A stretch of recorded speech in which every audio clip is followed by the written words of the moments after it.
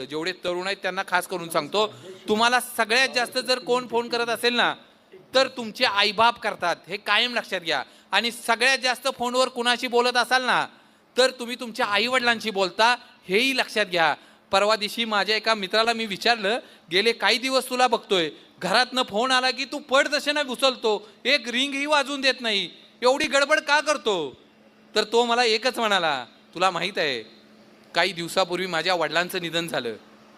वडिलांचं निधन व्हायच्या अगोदर आदल्या दिवशी त्यांनी मला फोन केला होता. मी मित्रांच्याबरोबर पार्टीत होतो, मला वडिलांचा फोन उचलता आला नाही. मी ज्या दिवशी सकाळी वडिलांना फोन केला ना, त्यावेळी वडील ICUत होते आणि मी हॉस्पिटलमध्ये जाईपर्यंत वडील या जगात राहिले नव्हते. मला माहीत नाही की वडिलांना शेवटचं माझ्याशी काय बोलायचं होतं. तेवढ्यासाठी आईचा, घरातला कुणाचाही फोन आला ना, मी दुसऱ्या सेकंदाला उचलतो.